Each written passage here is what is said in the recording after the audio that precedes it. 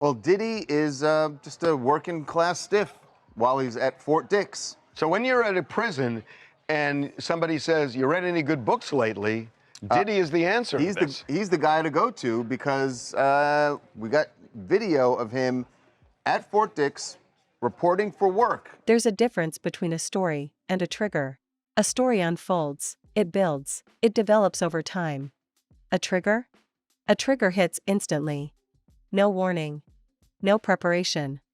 In the library, where he is making recommendations and handing out different movies and books for his fellow inmates. I'm really fascinated just by the library But itself. you're seeing him here. This is him reporting to work, taking off his jacket, taking off his scarf, and settling in for a day on the job. It looks like a public school library. Yeah. It's This was the chapel, and this is the media library in the chapel, which is where Diddy's currently working.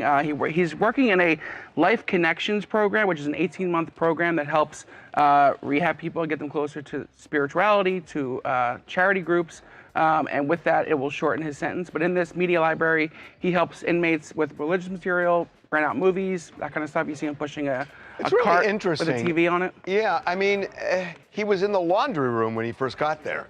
Yeah, So this got to be his first This got to assignment. be a promotion. Yeah. It feels like a promotion. It feels like maybe he tried the lunchroom and put in a request for something different. Yeah, it does I mean, believe he is a it does media sound like mogul. he used maybe possibly some connections to get a better job.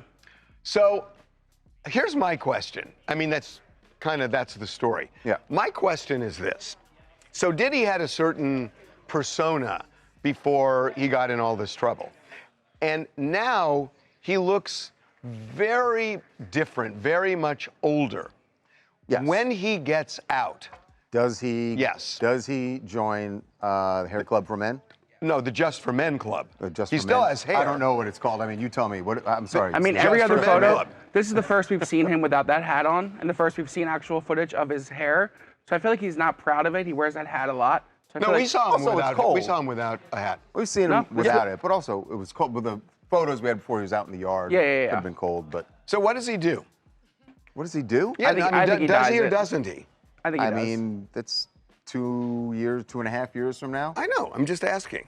I don't know what the hell he's gonna do.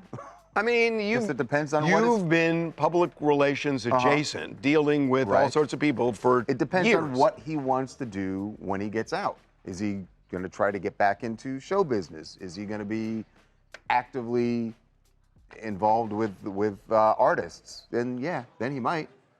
Depend. I was don't just, know. I don't know. I was just curious about that. So He's got options. Eric's right, by the way, when he says that what you get is you're in federal prison, you get 15% off the top for good behavior, and then there are other credits you can get for your work job. and various other things. Do you get so more- all of this counts? Do you get more? Can you take several jobs and get more credit? I don't know that you can take some. You Yeah. work. Hey, You man, work how many 20 jobs hours you a got? day.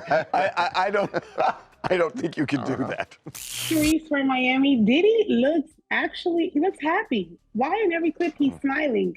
And you ask what you think he's gonna do when he gets out. He's gonna write a book. He's gonna do a little documentary about his glorious time in the federal penitentiary. He looks like everything's okay. Yeah. Diddy really screwed up, and I'm not referring to his criminal trial, which has him sitting in prison right now, but it has to do with something that happened right before he got arrested. If you've seen the Netflix documentary about Diddy, Diddy The Reckoning, which 50 Cent produced, there's some footage there that had never been seen before. This is a photographer that Diddy hired to follow him around and document his life.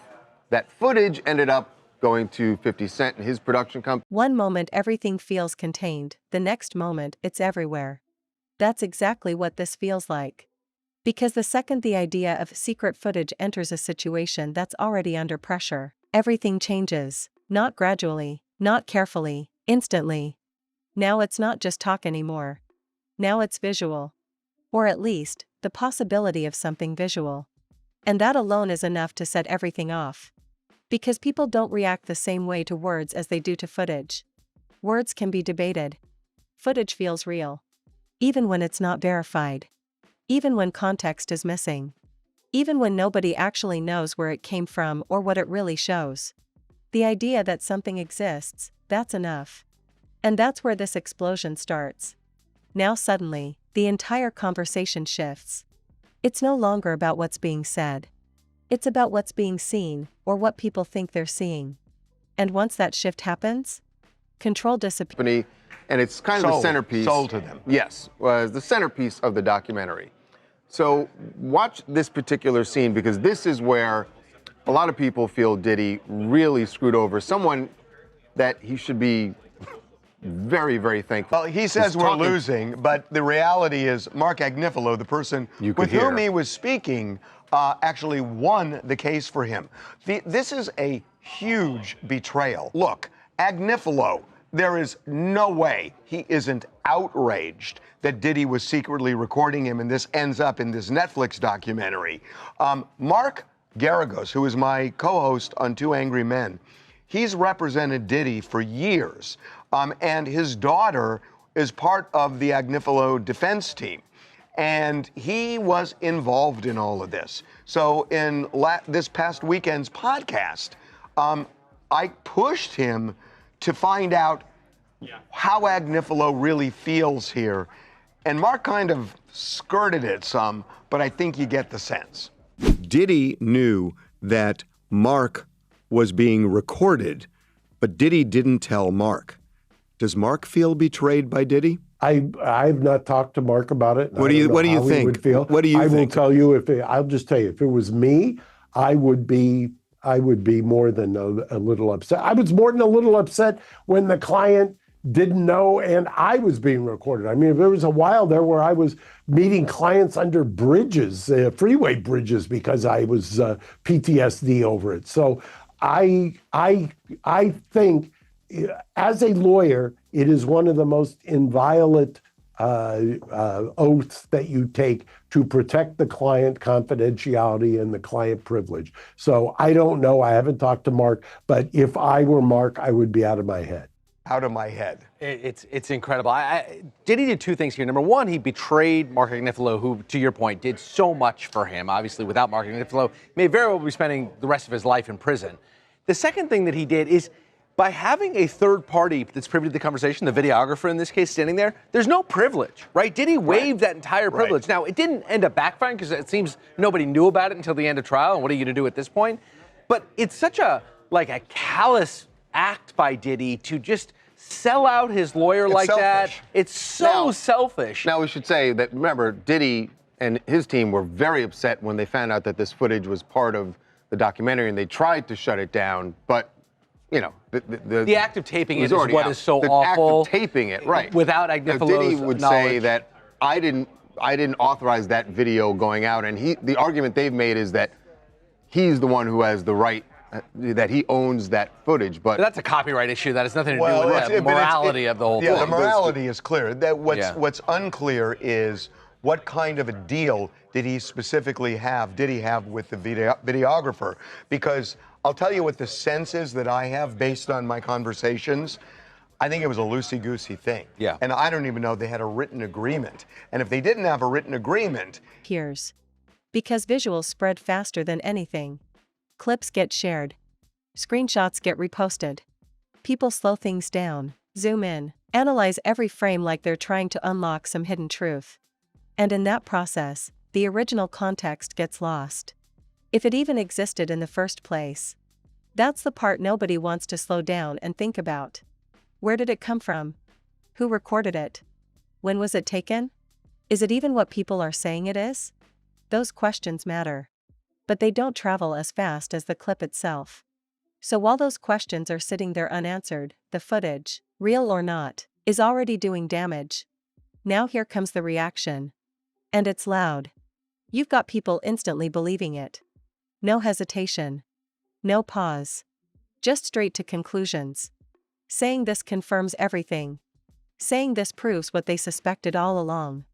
Saying Cassie's testimony. What artist in their prime has 4 days to be locked up in a hotel, participating in a freak off? Certainly not Britney Spears, I'll tell you that. So it's one of those things where he was around a lot of artists, a lot of A-listers and celebrities, but a lot of them, from, you know, what I suspect, were not a part of these freak offs. They might have maybe been aware of them or heard about them, but in terms of participation, we haven't seen one celebrity say, I've participated in a freak off. I don't think we're ever going to hear that if they in fact did, to be honest. And here's the thing, we don't know the witness list. Like, the witness list is sealed, so we don't know exactly who's going to testify. But when you mention the celebrities, when we're talking about Dallas Austin, Britney Spears, and the people that are around them, I wonder if this goes to a legal point. You mentioned Cassie. So she signed to Bad Boy Records, 19 years old. She had the hit single, Me and You, 2006.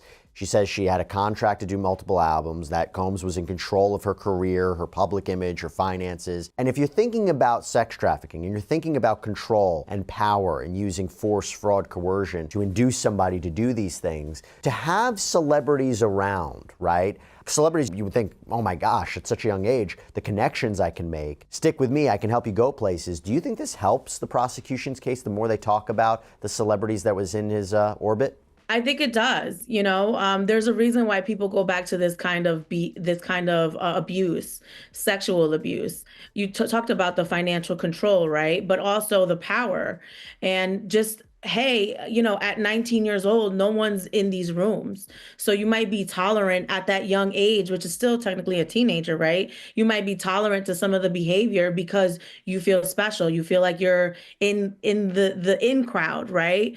But as we spoke, as time progresses, that power and that notoriety might not be enough to really stomach some of the horrible things that she had to do in order to stay a part of this group. As you mentioned, he controlled her finances. She was under contract for 10 albums. She says she made about 9 albums worth of music, and none of it was released.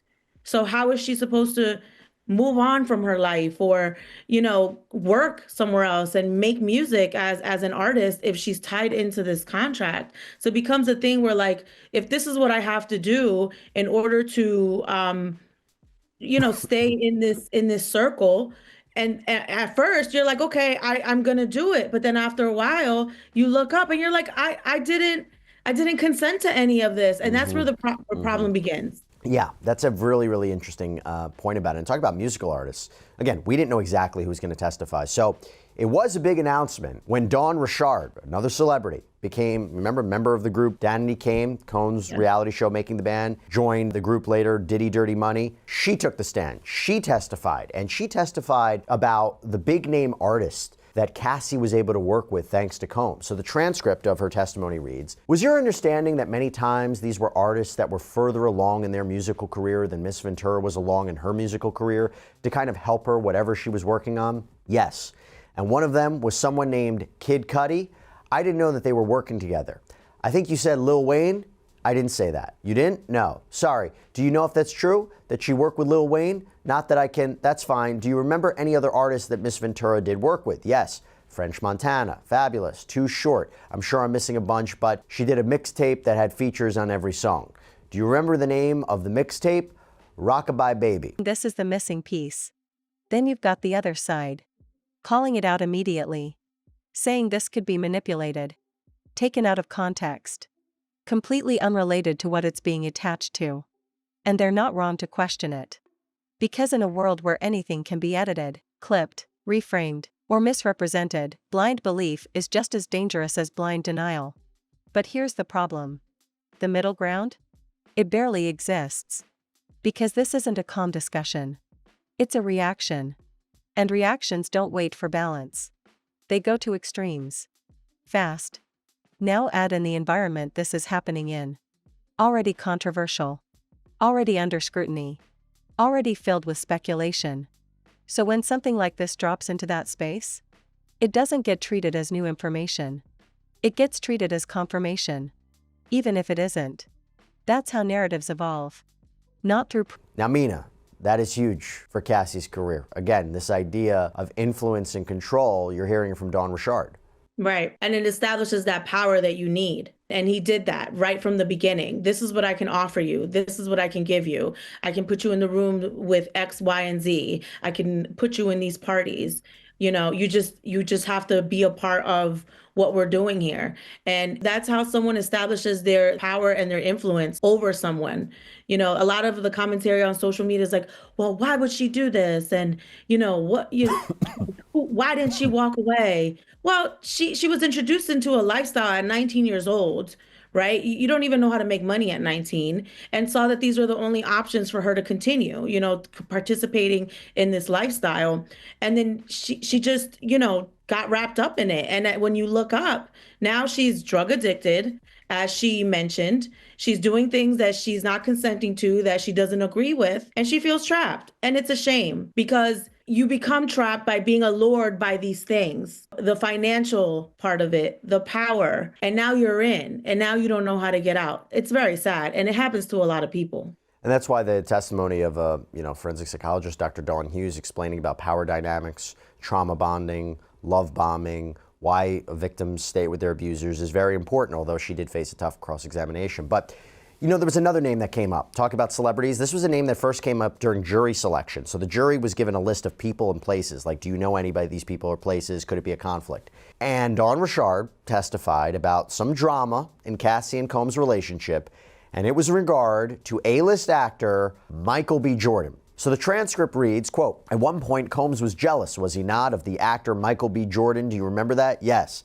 And what do you remember about that? Let me ask you what you remember, and then I'll ask you some specific questions. I remember she had started talking to Michael B. Jordan right before she went to South Africa to shoot a movie. And I remember them not being together while she was in South Africa. Now, when she was on the stand, Cassie testified that Combs was suspicious that she and Jordan might have had something going on the side, but says the details of how exactly he came to that conclusion were a bit fuzzy. Mina, this goes to a larger question.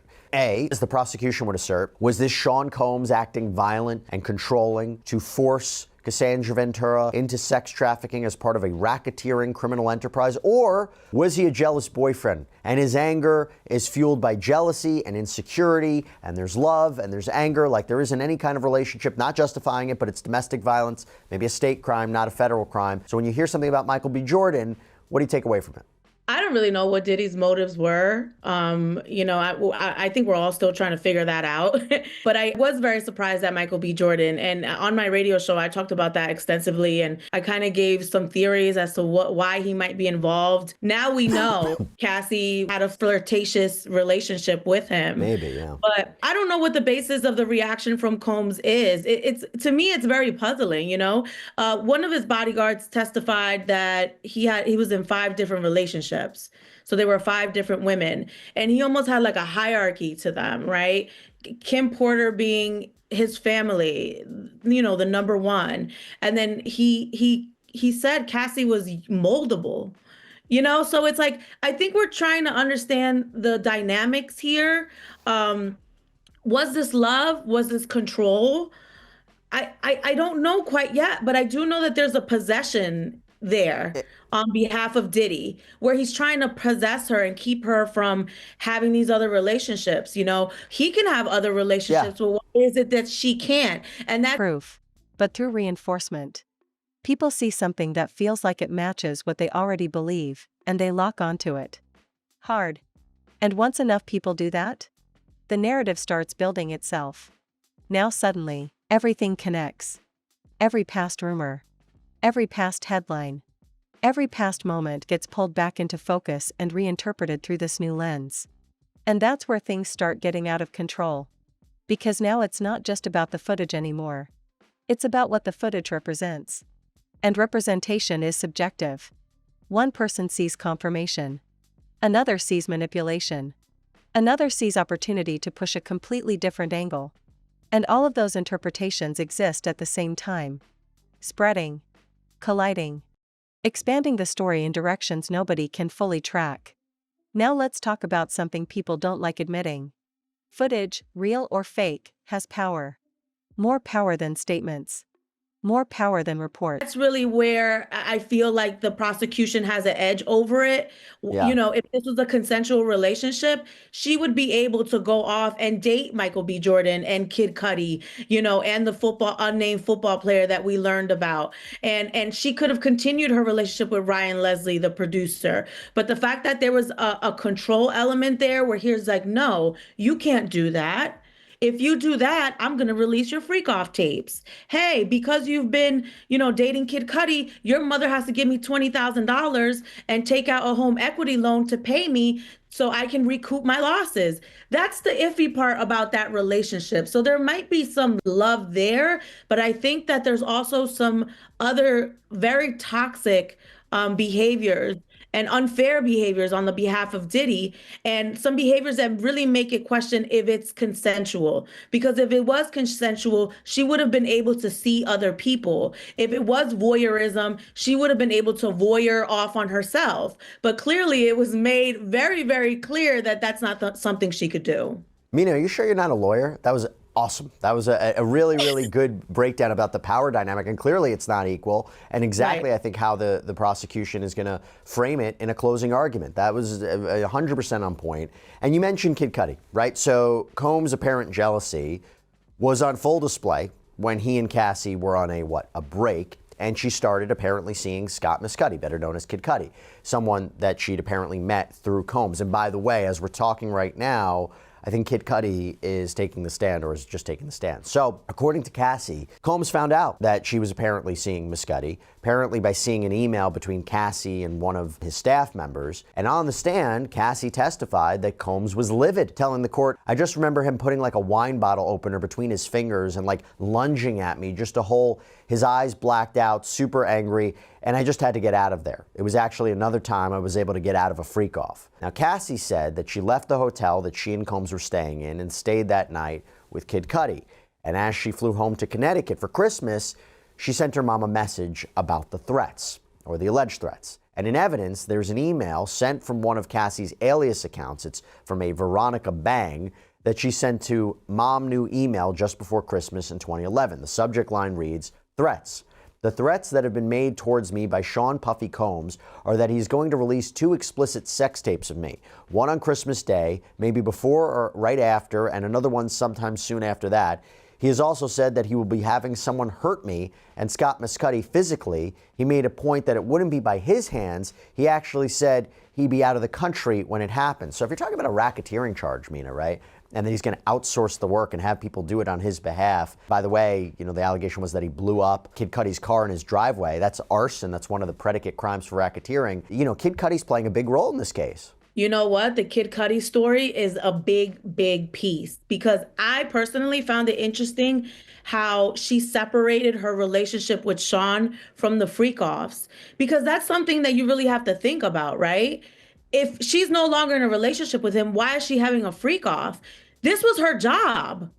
She even testified, "This felt like a job to me." This was a job in that if she stopped, there were consequences. And even when she was on a relationship break from Diddy, she made it very clear, we still participated in the freak-offs.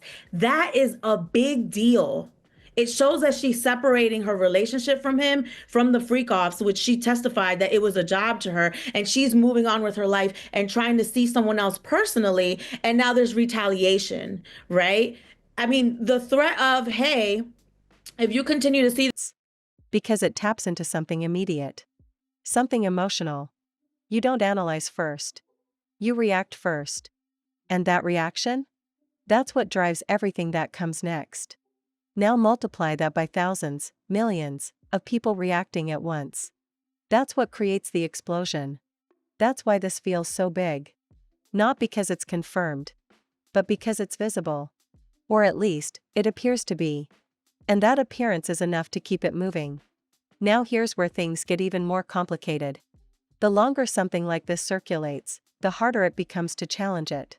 Because repetition creates familiarity. And familiarity creates a false sense of truth. People start saying things like everyone's seen it or it's all over the place, as if that alone makes it legitimate. But visibility isn't validation. It just means it spread. And spreading is easy.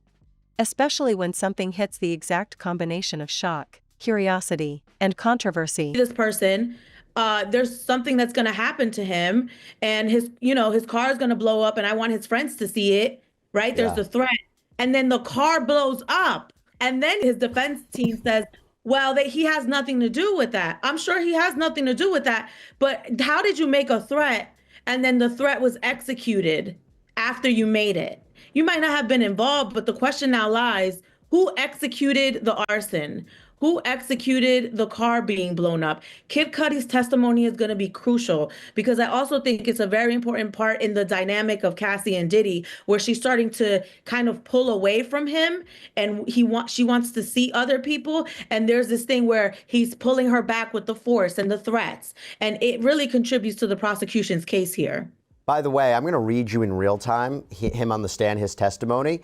So the prosecution called him. Apparently he's wearing a leather jacket, white shirt, blue jeans.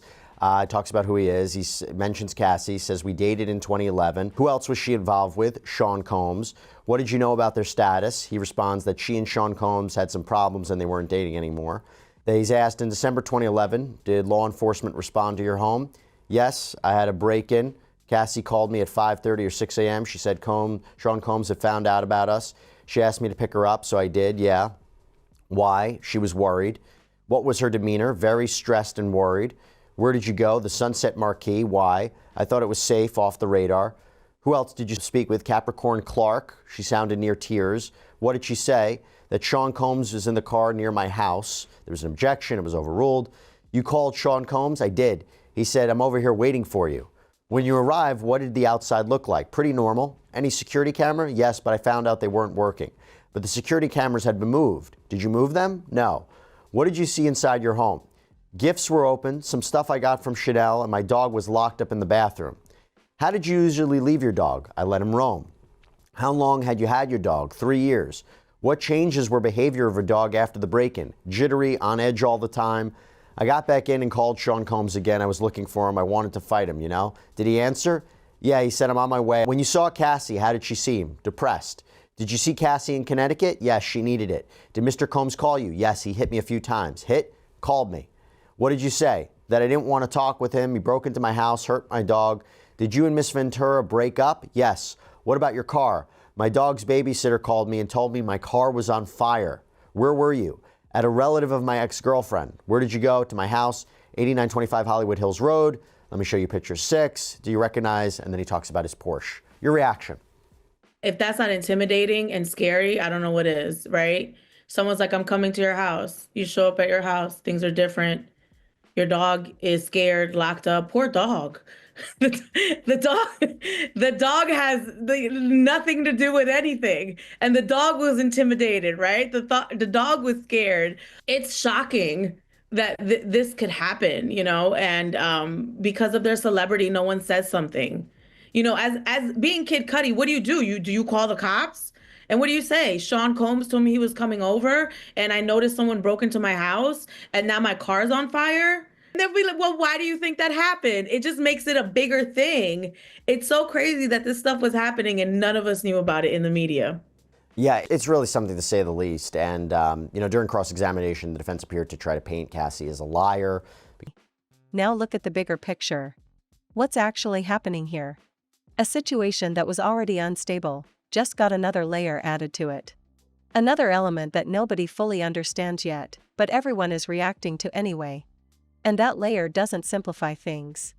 It complicates them. Because now any future development has to exist alongside this moment. This clip. This reaction. This wave of interpretation that's already taken hold.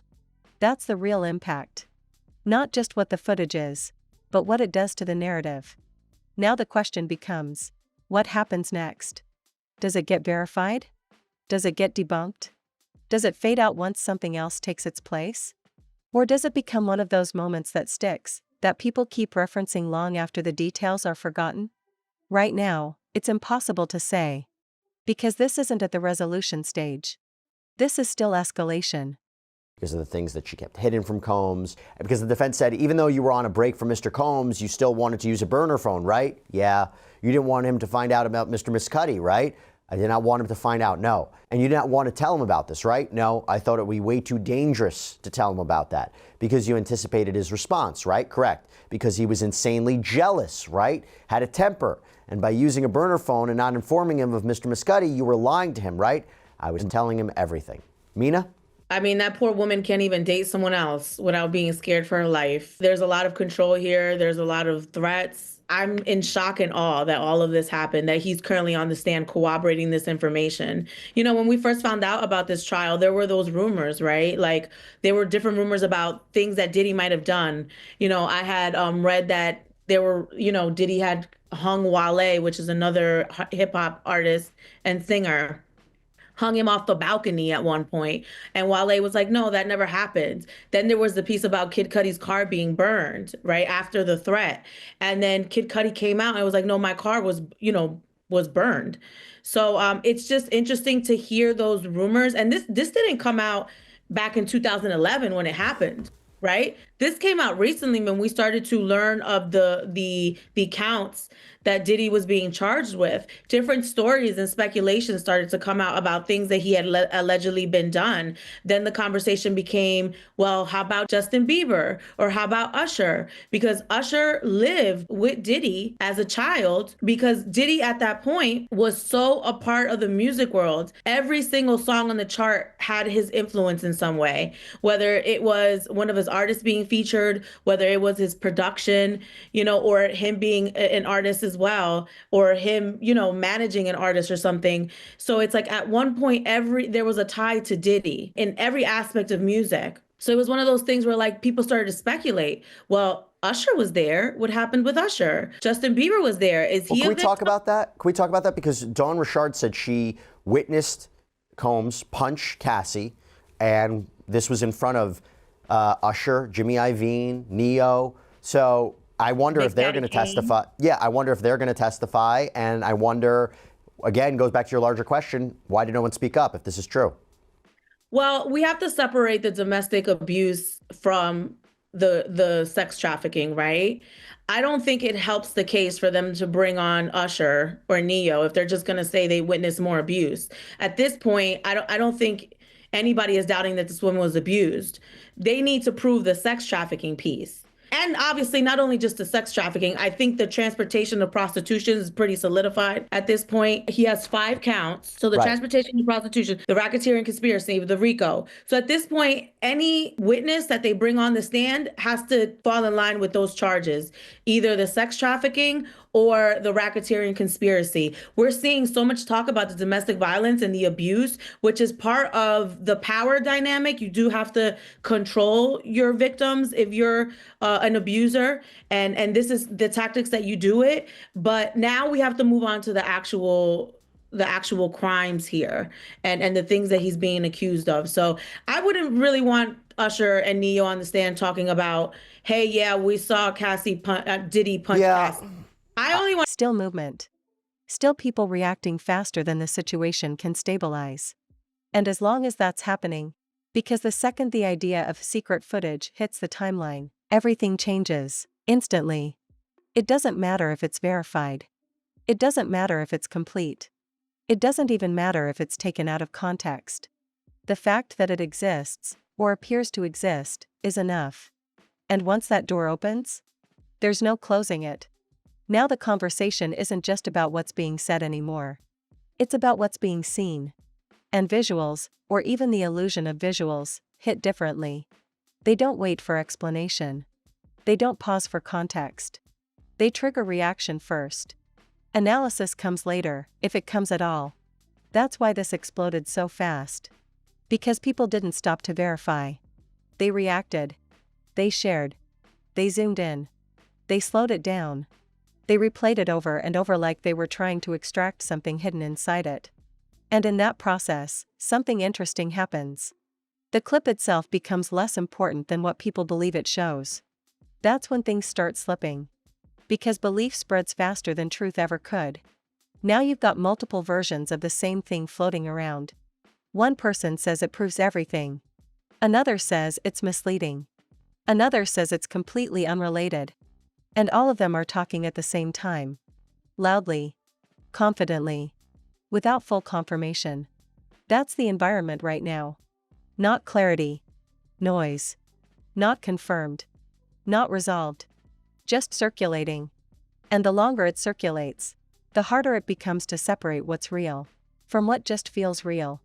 And in a situation like this, that difference is everything. But right now, that difference is exactly what's missing.